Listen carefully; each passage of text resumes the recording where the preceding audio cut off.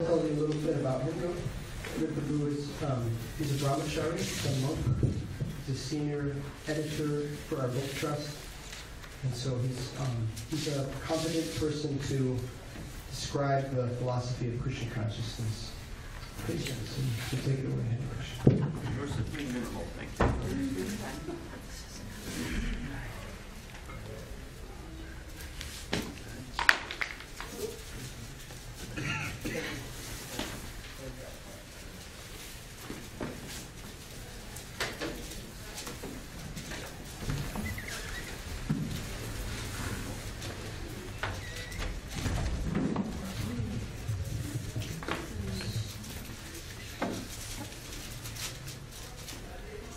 On this 31st day of January 2016 in San Diego, we're at the weekly Krishna Fest started by Srila Prabhupada back in 1966. And tonight we're going to do something a little special. We're going to hear from Prabhupada. It's great. Yeah. And this is something that many of you may have heard, but some of you haven't been here before or haven't heard it for a long time. I'm sure you're relative. Srila Prabhupada began this movement in 1966 in New York in July. And it was the middle of the hippie days, and there were a lot of ferment, a lot of things going on. And one of the things that happened, Hare Krishna devotees would go out and chant. They went out in Ginsburg. And so one fellow who was making records, remember the old records we used to have? And he wanted to make a record of Srila Prabhupada chanting Hare Krishna. And so Prabhupada was very eager to comply. And miraculously, a mridanga drum appeared the night before. I mean, Prabhupada was playing a little bongo drum out in Tompkins Square Park. There were no drums. He didn't have any. But somehow Indian music was becoming popular, and this fellow appeared out of the spiritual sky with a mridanga drum. And he wasn't a devotee. And so they played around with it the night before, and they told him, "Can you please bring it tomorrow, because we're going to cut a record." And he left, and they said, "I'll never come back." You know, sure enough, he was there bright and early with that mridanga drum. And Prabhupada was expert at playing mridanga. His father had insisted that he learn mridanga when he was a child, so he played all his life. So he was expert mridanga drum playing on this record. So on the wonderful record, which eventually found its way into the hands of George Harrison of the Beatles. And you listen to it for hours and days as he floated near the Greek islands in a boat with John Lennon. And this was his first big exposure to chanting, and he was chanting himself. So the record had a big impact, needless to say. I won't go into the whole history.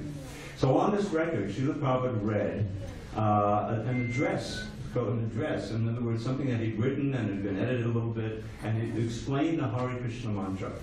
And I thought we would listen to that, but in order to make it work, now, give me a second.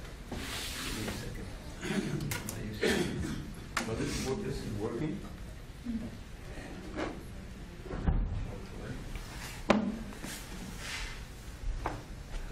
Can we get the lights, all the lights off? It's just the text. In case you can't understand the accent, you'll be able to see the words. And so we'll begin with this. Okay.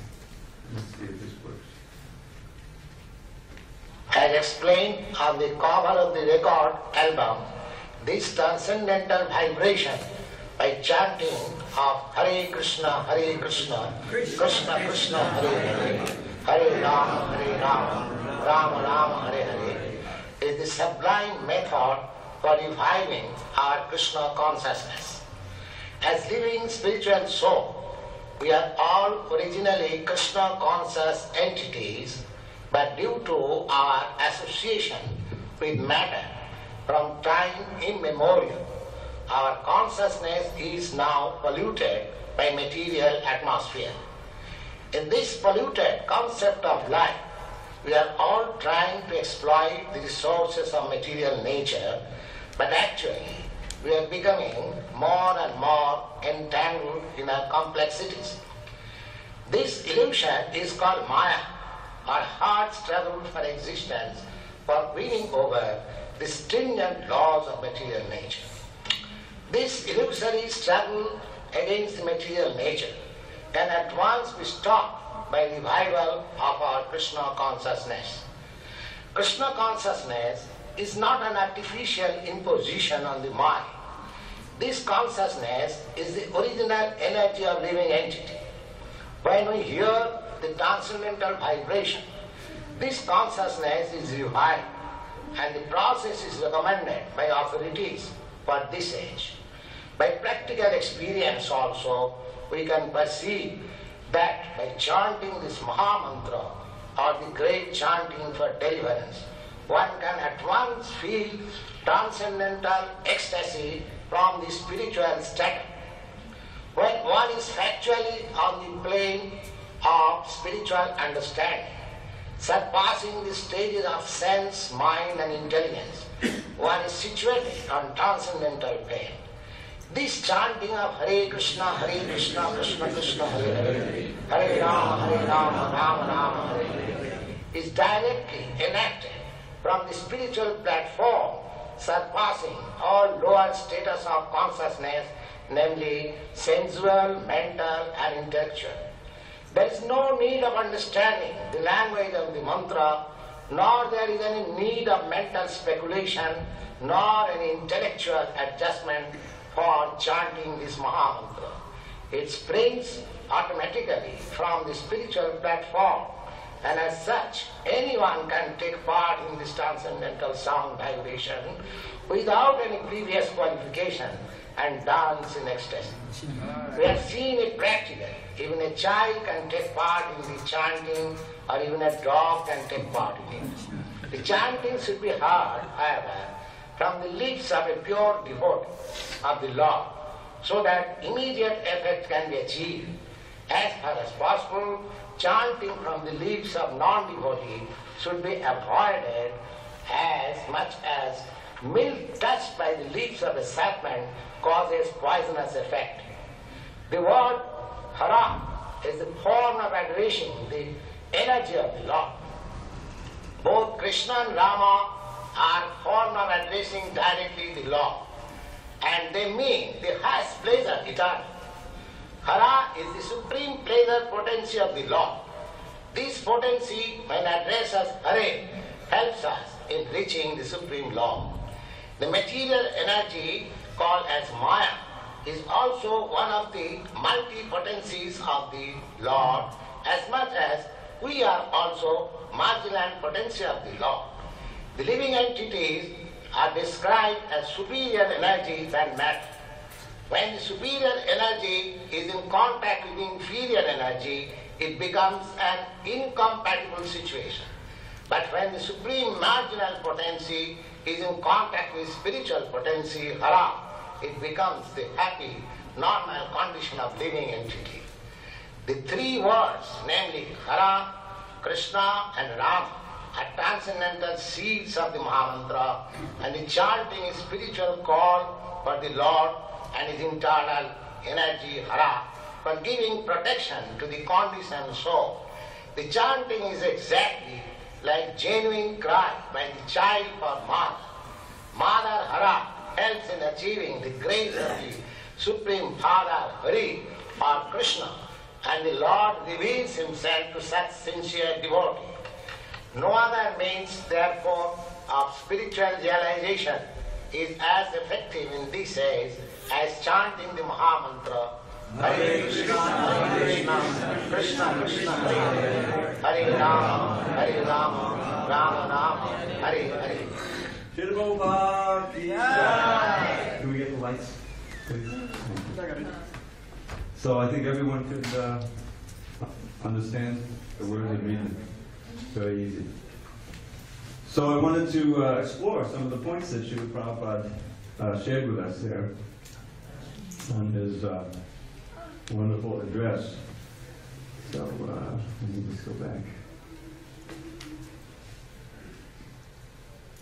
So Srila Prabhupada gave a lot in that little address, and as I mentioned, it had a big effect and really jump-started, if you will, the whole Hare Krishna movement.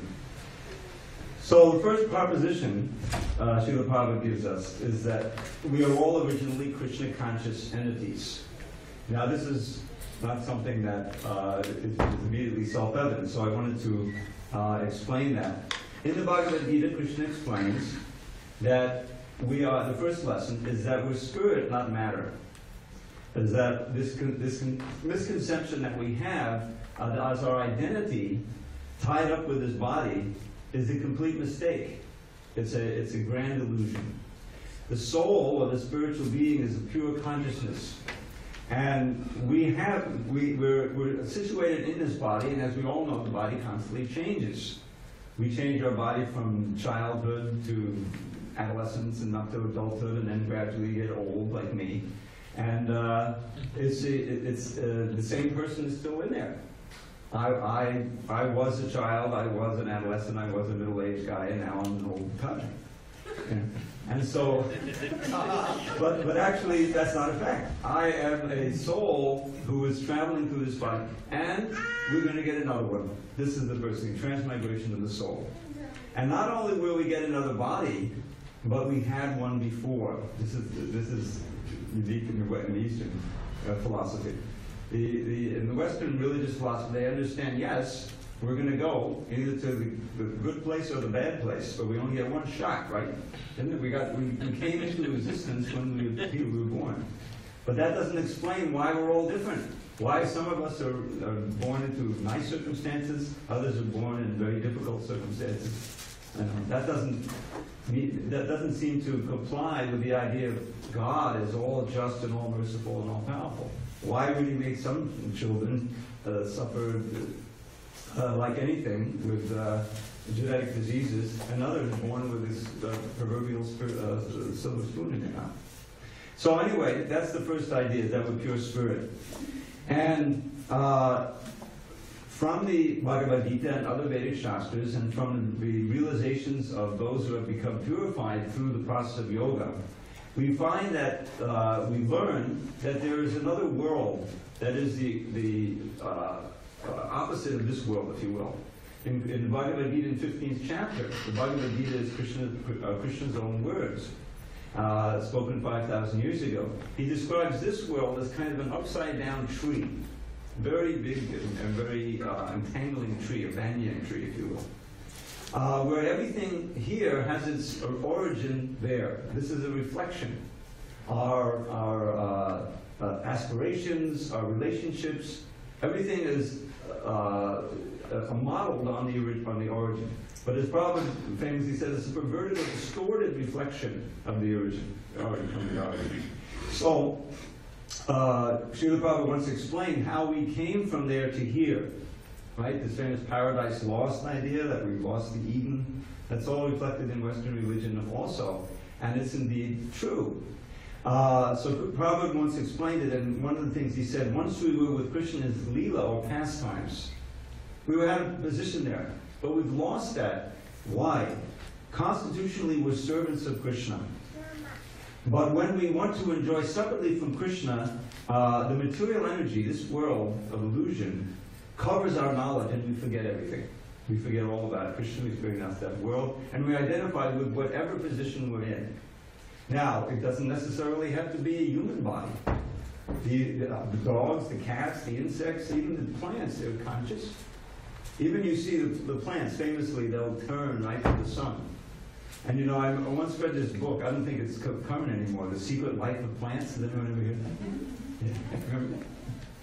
And if you go into your house, now we wouldn't do this because we're carefully watering our plants at home, but if for some reason you yell at your plant, you become really angry at your plant, you will see an effect on that plant. The plant will, wither up maybe if it's bad enough. They've done tests in fields. If you hear Mozart and Beethoven, the plants like it. If you hear hard rock and nasty music, they wither up. So plants are conscious. Srila Prabhupada quoted one of his contemporaries, Jagadish Chandra Bose, something like that, Dr. Bose, who first posited that plants are also conscious. So it's very rudimentary. There's consciousness there, but it's very constricted. So, but that same irreducible soul, the quantum of consciousness, just like a ray of sunshine, cannot be killed. Jayate Vriyate Bhakadacha, Krishna says in the Bhagavad Gita. The soul is never born, never dies. He's unborn, eternal, ever distinct, and primeval. He is not slain when the body is slain. So what happens? We go to another body. So this is a painful situation. We've forgotten what it's like to be situated in our eternal identity, eternal life. So we think this is all there is. But the sages, Krishna himself, come to tell us no, and invite us back home, back to Godhead by the process of yoga.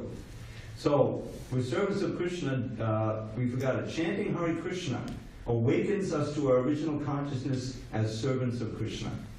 So the idea is that as Krishna in an incarnation named Chaitanya Mahaprabhu explained, Mahamakadi Bahudati Sarva Shaktis, that there's all different kinds of names. It's not that Krishna and Rama are the only names of God. You know, they're unlimited names. And in all of them, Krishna has invested his potencies. And we can take advantage of them. There's no restriction. Old, young, American, Indian, Chinese, doesn't matter. If we chant and we hear, then we get the benefit.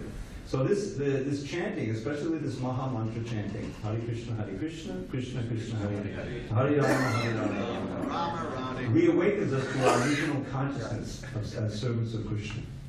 So in this situation we're on now, we're entangled in the material energy, and we try to conquer her. Life is a struggle, a hard struggle for existence. Sometimes we think we're in pretty good shape, but we know for sure that there are many others who are having a much more difficult time than us, human beings and lower beings. And ultimately we lose the fight every incarnation. The three of us are incarnated or reincarnated time after time. Ultimately we lose, because our body is part of material energy. And it's just a machine, and every machine breaks down eventually. Either just from use, or from some injury from outside, some disease, all kinds of ways. Eventually it becomes untenable to stay in this body, and we have to leave again. So all of our struggle to get safety and security and pleasure and happiness in this life is defeated. We're defeated again and again. So this is our situation now, and the books of knowledge such as Bhagavad Gita are there to help us get out of this struggle, to be saved from this struggle.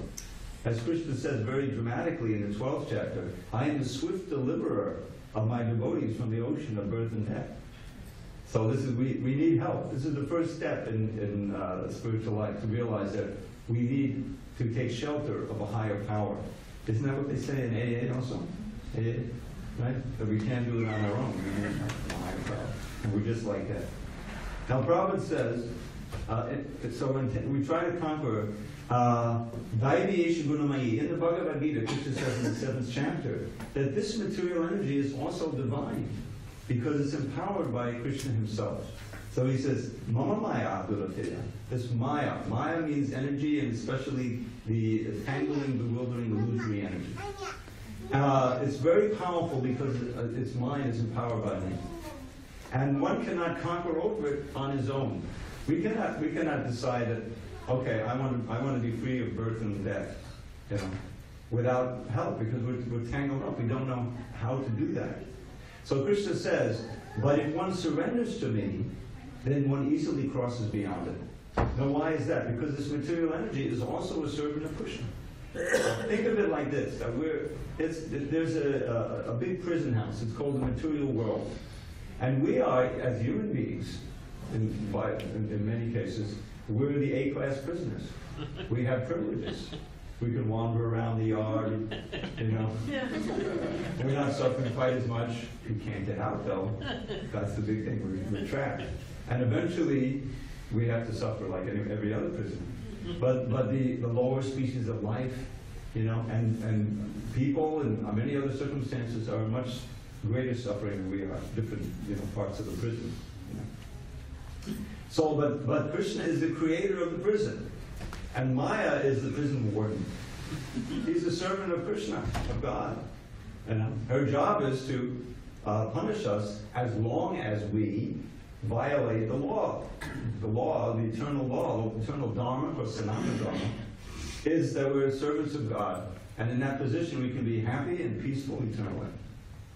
So we're rebelling against that idea. We want to be independent, and then we're put into this prison. So Krishna withdraws he says the word, no, you let that one go. You know, you withdraw your influence from this person because they're turning to me, they're chanting my holy name. So chanting Hare Krishna purifies the heart. Everything is in the consciousness of the heart. Purifies the heart of the rebellious attitude, and awakens our original attitude of service to Krishna rather than to illusion. We have an eternal nature. Everything has a certain dharma. You know, the root of the word dharma is dri. It's the same root as dhari, as in Giridhari. Giridhari means he holds up the hill. This whole yatra, this whole temple and ashram, everything, is named after a commemoration of this pastime where Krishna lifted this big hill, Govardhan, and saved his friends from inundation. So, only God can lift the hill like that, especially on his little pinky. Holding it up. So, Hari, holding it up. Similarly, everything has a dharma, just like this projector. You know, I always test it out before I come, making sure that it's fulfilling its dharma, that it's shining nicely, it's in focus, and everything. You know. But as we know, sometimes they break, right? The bulb goes out, or something. I went off to Chicago without the wire. When I came back, it's still sitting on the bottom. Luckily, without that wire, it's not going to need its dharma. Luckily, they had a spare there to come and know how to do it. So everything has a dharma. Everything. This microphone, probably often use the microphone. Microphone has one purpose: to amplify your voice or amplify any sound, right? If it's not amplifying, it's a microphone in name only, isn't it? So what is our dharma as spirit soul? This is what we have to ask. What is our real nature? And it's been analyzed that our dharma is to serve. Now we may say, well, I'm pretty independent.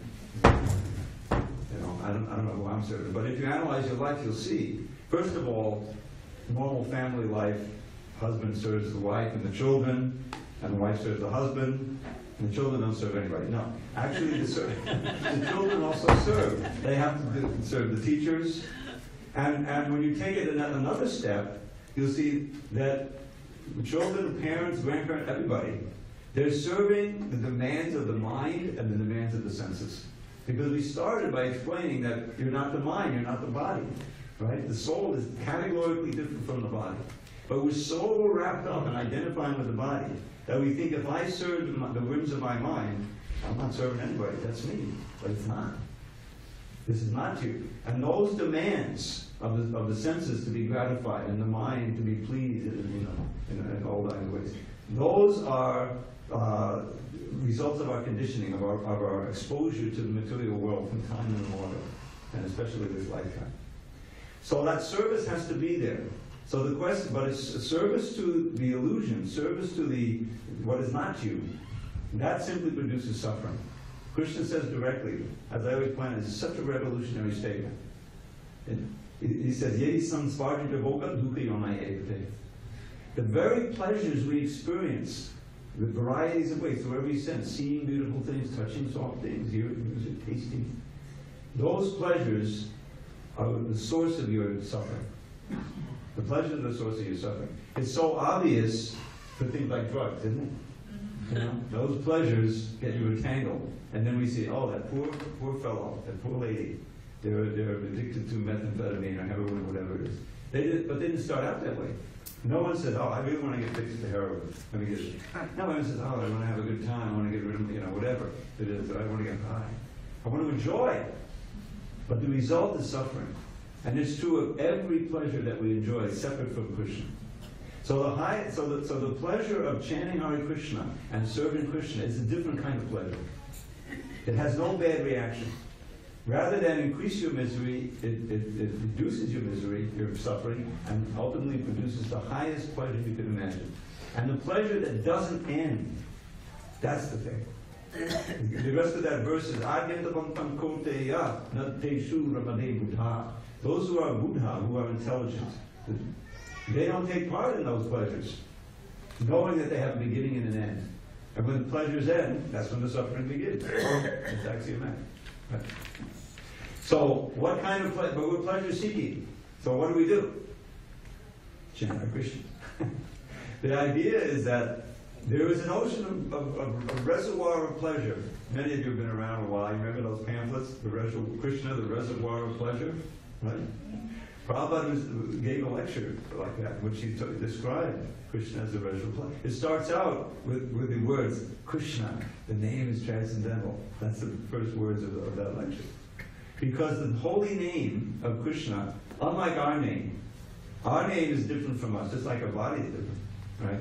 I may know your name, but I may not know you. You're different. But that's not true of God. Everything about Krishna is Krishna. So the holy name, Krishna has invested it with all his potencies. And since he is Anandamaya, that means made of bliss, full of happiness, how could God be anything less? Right? What would you do if you're God? Would you say, well, I like to suffer sometimes? You know, you'd always be in bliss, right? Would you want to enjoy all that? I would. And then indeed, according to Vedanta Sutra, Anandamaya Vyasa, the absolute truth, the Supreme Brahman, is made of bliss. That's what Anandamaya means.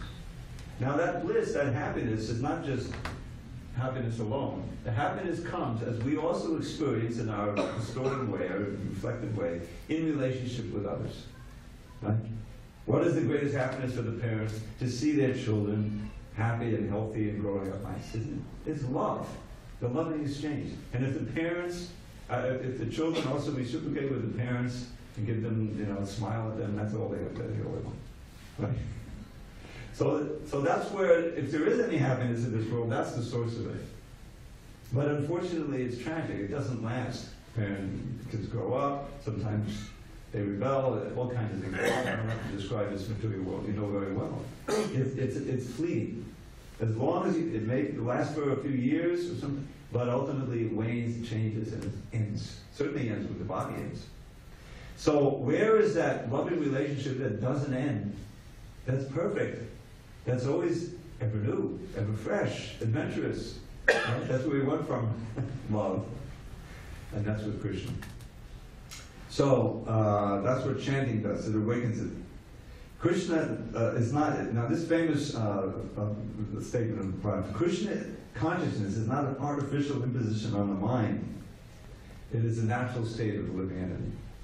Now, there are so many artificial impositions on the mind.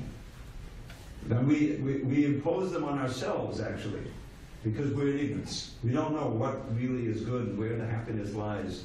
And so we go for this and that. And it's just different states of mind that we're after. Really. Everything is coming through the mind.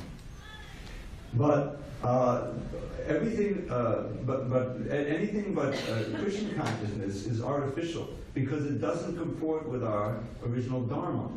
You see, it's serving, but it's not serving that person who can reciprocate perfectly with us. We're serving someone else or something else. And that something else and something else material eventually wanes and changes, and so we're disappointed. So we are eternal servants of Krishna. Now this is a statement throughout our Shastra, scripture. And Krishna in the form of Lord Chaitanya said famously, Nitya Siddha Krishna Prema Sadhya Kabunoi. Shobhanadi Shuddha Chitte Kodayedu. This is such an important statement. This is in his teachings to a great devotee named Sanatana Goswami. So let's just unpack this little statement. This is Bengali. It's written in a book called the Chaitanya Charitamrita. So, Nitya Siddha Krishna Prema. So Nitya means eternal, Siddha means perfection. And Krishna Prema means love for God, love for Krishna. Sadhya Kabunoi means that it's not something artificial that you bring in from the outside. If I want to be a big executive of a company, there's so many things I have to do. If I don't do anything, it's not going to happen, right? I've got to wheel and deal and go to school and I don't know, whatever, learn so many things, right? And ultimately, if I'm successful, many aren't, many people aspire to that, I'll be the CEO of the business and make a lot of money. Right? But that's artificial, because it's all external to me. And the proof that it's artificial, it's temporary. Right? 10 years, 20 years, 30 years. How long can I be a CEO? And after that, who knows? Because when you to be a CEO, you need to be ruthless, business magnate. So, I'll lose everything. So, but the relationship with God is never lost. It's just forgotten. It's natural. It's our dharma. It's our sanatana, our eternal nature. Is to serve, but to serve whom and to serve what for our eternal benefit. So therefore, Krishna consciousness is not an artificial imposition, but it's our natural state. And that's why you find, we have actual proof of this. All over the world, there's been almost exactly 50 years now, since Prabhupada founded this movement. In July it'll be 50 years. And even though we had ups and downs, we went through various crises, still this movement is growing. There are now more, Chinese that are chanting Hare Krishna than there were 10 years ago, 20 years ago. And it's really exploded in India. When Prabhupada first started, he left India because he couldn't make any headway there. This is Krishna's arrangement to come to America. A clean slate. Nobody knew anything. In India, everybody knew about Krishna. I know about Krishna. Right? It says everywhere, Krishna bicycle shop. Right? Many of my friends are named Krishna. Right? I know about Krishna. My grandmother told me the stories from the Mahabharata when I was a child. So everyone thought they knew about it, so Prabhupada really couldn't make any headway. So he said, let me go to the West. That's my spiritual master, he started. So he found receptive souls who were ready to hear, Prabhupada.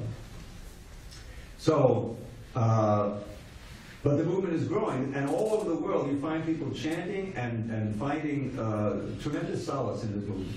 And some of us have been doing this. One thing that my friend Nicky Gordon said, I've been doing this for 43 years. So, why? I'm not doing anything else that I was doing 43 years ago, all these 43 years. And so there's something there. There's something, and it's not just myself, but mostly we find from the great souls who are purified in this process, like Srila Prabhupada and so many others, that you can hear it, but to be with, I wasn't there in 1966, but Prabhupada's whole personality, his whole state of being, his whole demeanor, and the proof that he certainly didn't come to America in order to make money or to get prestige. For a whole year he struggled in America with no money, coming from Bengal, India, nice warm climate, into the freezing cold of New York. I used to live in New York. The winter of 65, 66. So why was he doing all this? Because he himself was experiencing it, and he saw that this was the most valuable thing and the only thing that could really help everyone in the world to relieve their misery and give them real happiness. So it's not artificial imposition, it's the natural state. Now recommended for this age. So our books, when you read Bhagavad Gita and other books that we have like Purana, you'll realize that this process has a long, long history. Maybe not in the exact form we see it today with the chanting on the street, but the process of yoga, the process of bhakti yoga, worshiping Krishna or Vishnu or Ram, is all the same idea. It goes back thousands and even millions of years. But why in this age do we have this process? Because if you go back even in the Srimad Bhagavatam, you won't find anyone chanting Hare Krishna. They're meditating, they're doing all kinds of worship and puja, and they may be chanting the holy name to some degree, but not just chanting on the street in Hare Krishna so much. So there are several explanations of that. In the Upanishads, and the Upanishads are part of the Vedas. See, the Kali Yuga, the Yuga we live in, is a special Yuga. It's like the Yugas cycle through, like spring, summer, autumn, winter. And this is like a winter age, meaning that it's not so favorable for meditation and spiritual life. There's much more material activity going on.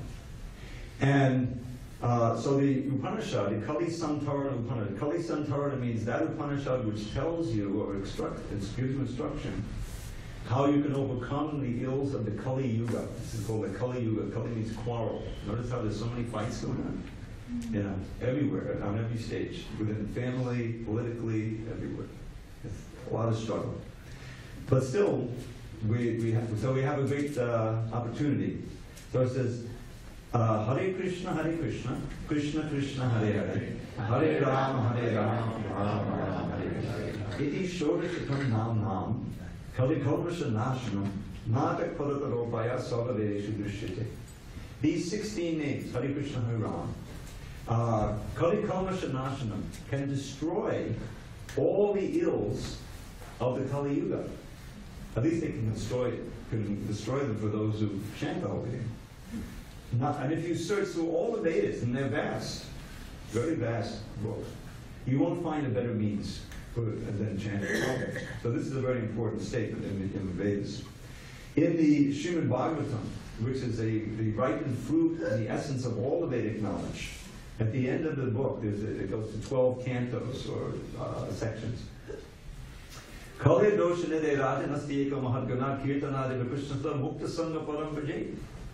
This Kali Yuga is an ocean of faults.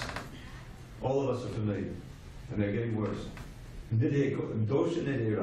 But there's one very special quality in this age. Kirtanadeva Krishnasya, by chanting the name of Krishna, Mukta Sangha Param Bhaje. Mukta means you get liberated, freed, because you're talking about the prison. You know, you get freed from the bonds and the ills of Kali Yuga. And Param Bhaje, you go to the supreme abode of Krishna. And one more is described, Kritaya Dayatam Vishnu, that the same benefit that in the Sakti Yuga, the age of gold, or the golden age, just by meditating, this classic meditation, people meditated on Vishnu and Krishna, and they, by controlling the senses, they were able to become absorbed and go back to God. In the next age, it means with great sacrifices, you know, with thousands of Brahmas chanting precisely the same syllables, with great purity and so much ghee, but these great sacrifices, fire sacrifices and others. This was the means. The next stage, Dwapara Yuga, the previous age in this, elaborate deity worship. We have our beautiful deities here, and we do the worship as best we can, you know. But to be honest, you know, the jewels and everything are not really worth millions of dollars. We try as best we can, you know. But in those ages, they had huge temples. There are still some in South India, some huge, very elaborate temples, and real jewels, real diamonds, and all these things for worshiping the deity. That was the principle in that age. But in this age, we can hardly keep our temple open here, you know, from month to month. We're making do, but it's. You know. So, how can everyone progress spiritually? What's the process? Harinam Sankirtan, centered on this Hare Krishna mantra. It's open to everybody. You don't have to be a Brahmin. You don't have to be in the temple, although it helps nice, you know. You can be at home and chant. Everywhere. Even in the bathroom. What you can, said. Know that, as he says in his Shikshastika,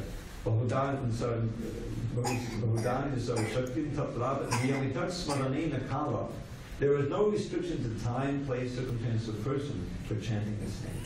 This is a great boon for us. Otherwise, we can't chant the Vedic mantras and so on. So this is recommended to this age. Now, he says that once feel transcendental bliss from the spiritual strata when we chant. So, the idea is that Krishna, as I mentioned, is an Annamaya Vyasa. He's filled with bliss. And as I also mentioned, the holy name is non-different from Krishna. There's another verse. There's always a verse. Abhinatva nama namino. The name and the named are non-different. Now this is not true of us, as I pointed out. Our name and we ourselves are certainly different. But the name and the named are not. So when we chant with concentration and purity, then we can feel Krishna's presence in the name. And since he's full of bliss, there's a certain amount of bliss that we can feel, depending on how much we put into it and how much we're focusing. And so, but the happiness is there. And it doesn't depend on how old you are. I can testify that. I have pictures of me dancing around on the streets of Manhattan in 1973.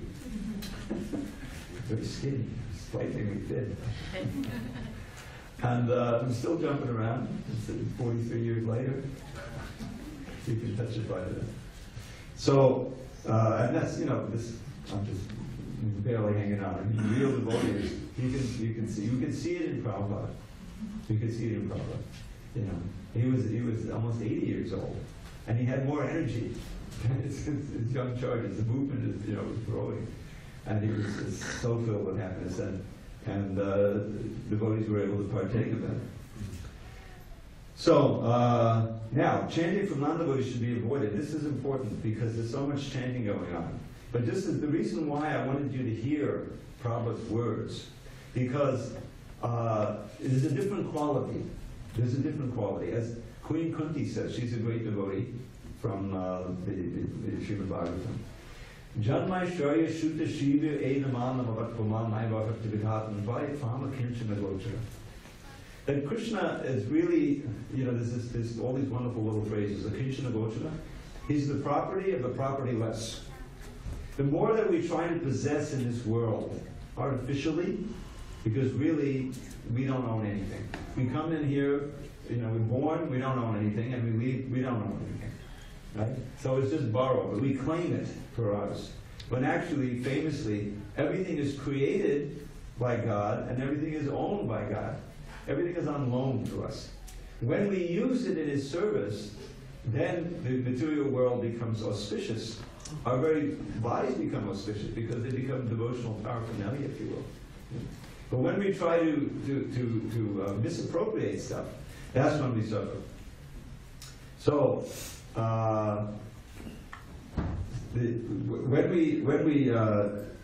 when the non-devotees chant, the feeling isn't there. As I'm going to read in a few minutes, what's the attitude to chant with? As Prabhupada said, if you can remember, like a little child calling for its mother. Now that's a feeling of complete dependence and love and hope, right? That we should chant with. So if someone doesn't believe in Krishna, where's that attitude? It's not there. It's just like some love song, right? I mean, a love song. But the person is all artificial. Where's the effect? If someone is really, feeling that anxiety and separation from them you hear them, even if it's not the best musical thing, that affects your heart. So it's like that. That the non-devotees who chant, they may chant for some, what? For what reason? A monetary reason? Or to get liberation? To merge into the form of God? Or just to concentrate? I'll be honest with you, that's how I started chanting. I needed to pick a mantra to meditate with. And I tried Om. But I couldn't meditate more than 5 minutes without falling asleep with Om. So Om didn't work. So somehow I was very fortunate I came across a pamphlet that was written. It was more like a booklet in glorification of the harekrishna mantra. It's a long story, but that helped me to become interested in the mantra. Then I went to the temple, and I was chanting. But I started chanting more or less just to help me meditate. But just by concentrating on the name, I certainly wasn't antagonistic to Krishna, but I wasn't a full believer. But the idea is that I received the name. I received from the devotees, from the temple. And so therefore, when I wanted to learn more about it, I went there. I didn't go to somewhere else, you see. But nowadays, the mantra has become very popular in some situations. And it's not being chanted really with any faith or anything like that. So, but there are so many recordings of devotees chanting, so many recordings of Prabhupada chanting wonderfully. I highly recommend. And there's a certain quality there. We should avoid the chanting from non-devotees. And the analogy is given of milk that's been drunk a little bit from some poisonous snake, and like cobra, you drink some milk. Well, you don't want to drink that milk. It may taste the same, but it can have a poisonous effect, right? In other words, it sounds so musically wonderful, the chanting is going on, but it'll damage your pure development of Krishna consciousness. So we should avoid that. And one last thing Srila Prabhupada says, he describes the mantra, the seeds of the mantra, 3 words. This is important because what does it mean? So Hare, Krishna, and Rama. So Hare has different meanings. Hare can also be addressing Hari. This is as we sing every day. Jaya Jagadisha Hare. right? That's referred to Hari in the form of the Srimati. But in this context, Hare refers to Hara. Hara is a name of Srimati Radharani, Krishna's consort. Now, who is she? Actually, Radharani is personified love for Krishna. This is explained right in Chaitanya Charitamrita at the beginning and expanded upon a little later. And Krishna has unlimited energies, in three different categories. The internal or spiritual energies, the external or material energies, which we're very familiar with, at least viscerally. We don't know the names and everything. And also the marginal energy, the in-between energy, and that's us. We have the capacity, we're by nature spiritual, we're part and parcel of Krishna. Mamai Vangsha Jiva Loki, Krishna says. Angsha. All of these living entities, not just human body, every living entity is part and parcel of me. Meaning, we're just like a drop of the ocean. We have the same qualities as the ocean, but in minute quantity, or a ray of sunshine. We have the heat and light is there in a ray, but it's minute compared to the sun. So we're like that.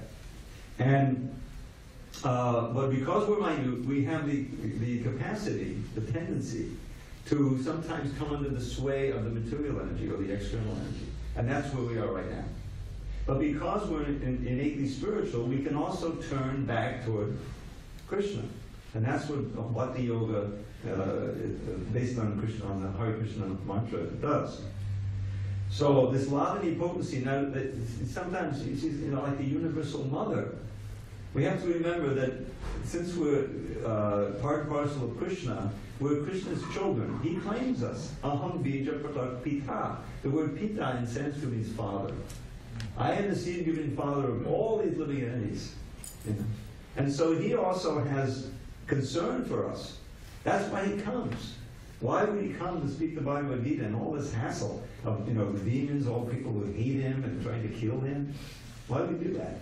He's perfectly happy in the spiritual world, enjoying like anything. But he knows, the Dharma when the Dharma becomes corrupted in this world, and the devotees are in trouble, then Krishna comes in order to combat, eradicate demons and help the devotees, and reinstitute Dharma. But why do that? Millennium after millennium. Because he cares. And he never stops caring. It's said that in every one of our hearts he's present. As a super soul, with a soul, as a super soul. Trying to give us good instruction, and we're not listening. So he comes externally as the book, Bhagavad Gita. He speaks the Bhagavad Gita. And he also refuses great devotees like Srila Prabhupada to speak the same thing, to try to help us to turn back. So, Srimati Radharani, she's like the universal mother, right? So when we begin chanting Hare Krishna sincerely, then we come into the influence of that internal pleasure-giving potency. And that's why we feel happiness from chanting Hare Krishna, or doing any service. But Hare Krishna chanting is most basic. And it's not artificial. It's not something material. And you can see, it's the same mantra. Hello, it's the same sound again and again and again. Try to do that with some material sound. I mean, I've been in retreats, some of us now, 24-hour kirtans, 18-hour kirtans. And if, once you get past the discomfort of, the body's giving all these messages and the mind finally surrenders, and you're just hearing the holy name, it's just pleasurable. It never gets stale. Our mind may tell us it's, something, but in and of itself, the Hare Krishna mantra and everything about Krishna is ever fresh. Another yogana, which is never there in the material world. So, then how to chant, I mentioned this like a cry of a child for its mother, very graphic. And then the last part is no other means can be as effective in this age, and I've already spoken something about that. So I want to leave a little time. Thank you for attending. I know it's attending in both ways, being here, also giving attention. If there's any question or comments on some of these points, yes. Thank you, Prabhu. Hare Krishna.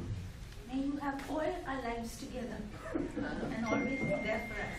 Well, that means hopefully you go to the spiritual world, but that's how I'm going to go. Prabhu, Yeah. Prabhu, I knew of a lady who was a mother of a teacher, and she used to write Hare Krishna, Krishna Krishna, Hare Hare, Hare Rama, Hare Rama, Hare Hare, all the time. Very good. So That's she a kind of was japa, you know? old lady. Likita japa. How old is that? What was she doing?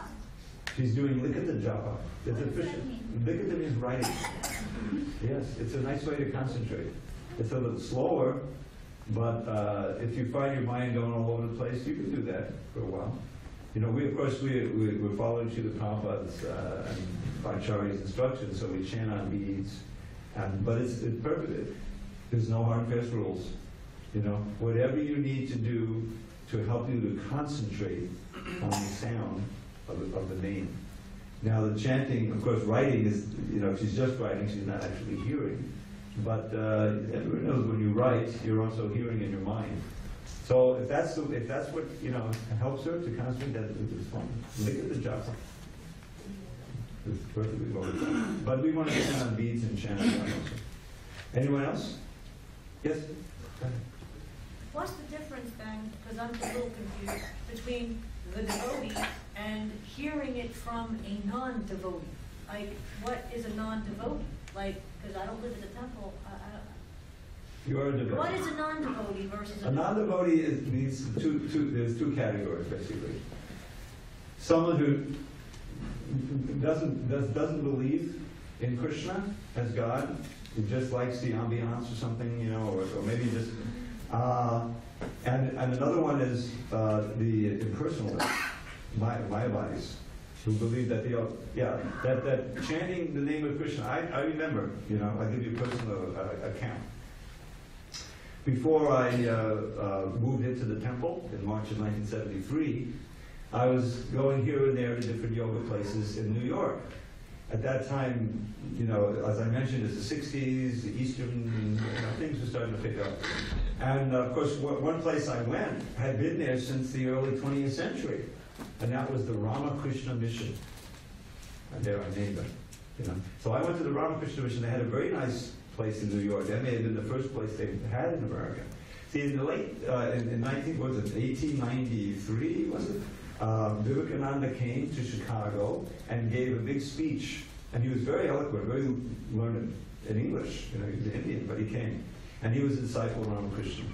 And basically, he told them, "You are all God." You know, and people really like that. And he based the whole thing, you know, on oneness. You know, there's no real difference between us and the absolute. So they made a big headway in America. And they had a big place in LA and a big place in New York. So I would visit that place in New York. And I got very enamored. There was a yogi who had come to replace the original leader there. And he would give classes on Gita.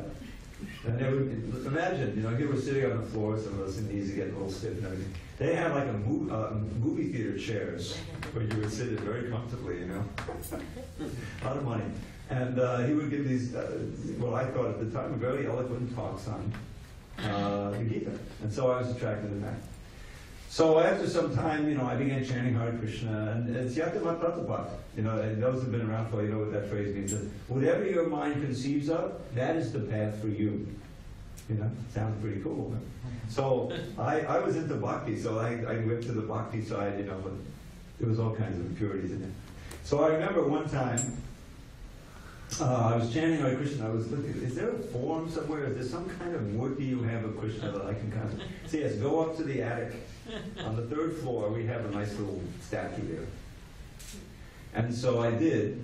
And there was a Krishna alone. You'll see them in India a lot. There's a white, it looks like it was made of ivory or some substitute of ivory. It was Krishna alone, no Radha. And he was there playing the flute, and he was in the middle of a table. You know, so I chanted around maybe 5, 6, 8 minutes. And then I got a little restless, and I was looking around, and I looked closely at that, and there was this much dust all around. And so the whole idea is that whatever you need to do in order to focus the mind, if you need to chant Krishna, chant Krishna. If you need to chant Kali. If you want to do this, but you know, there's nobody there. But the emotional masses, they need some object of worship like that. In other words, they didn't believe that that Krishna is the ultimate truth.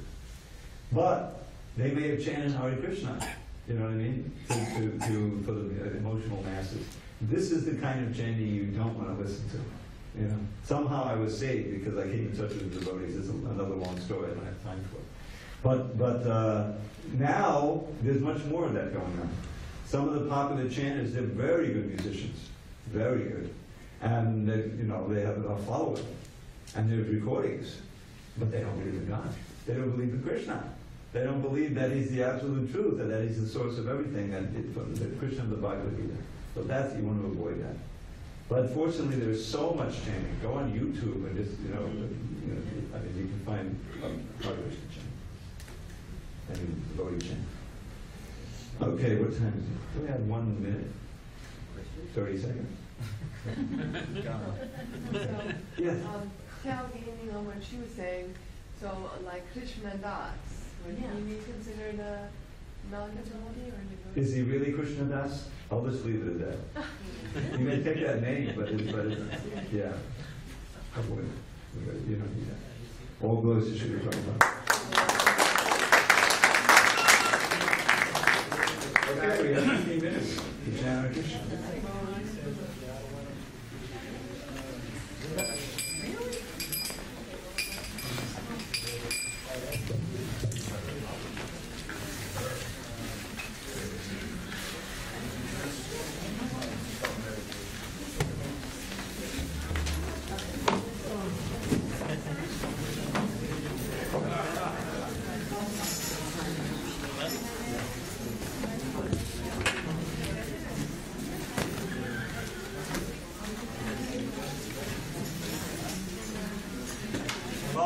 Yeah, start off. I gotta wrap up. Will you take later? Will you take over? Start off.